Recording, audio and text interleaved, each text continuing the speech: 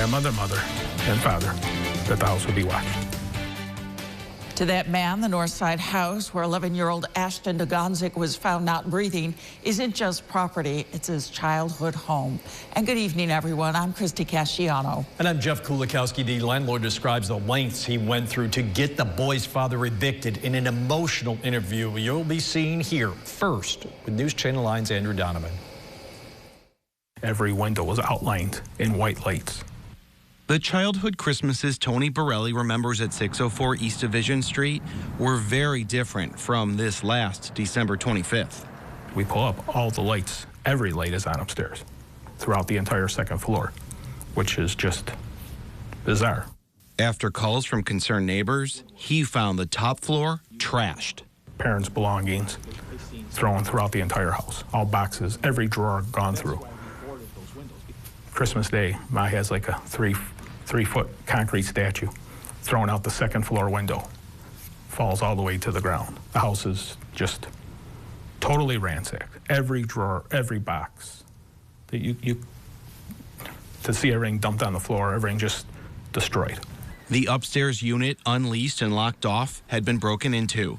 The only way in was through the lower unit, rented to years-long tenants with the last name Dugonzik. This isn't a house that I bought for rental. I only had this one house. I didn't rent the second floor to preserve the house. And that's how we rent, is one thing. And it's because that family was already there when we bought it, and they were very nice people. Including Ashton's grandmother, who cared for the boy until her death. Then it was his great-uncle. Rod did a great job of, keeping a child of Ashton's age active and engaged, and so that's why I'm assuming there was very little problems with him at the time. Did you notice anything odd or different about Ashton after Rob moved away? Yes. Last September, the lease transferred to Jeremy, and trouble started. The deadly drug overdose of an adult, then the Christmas break-in. Borelli began visiting daily, sometimes hourly.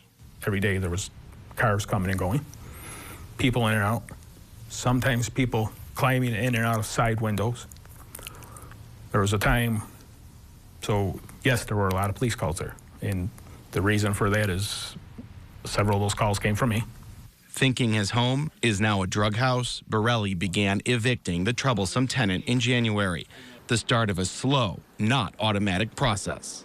Everything that I was supposed to do and that were an option and needed to be done, I met.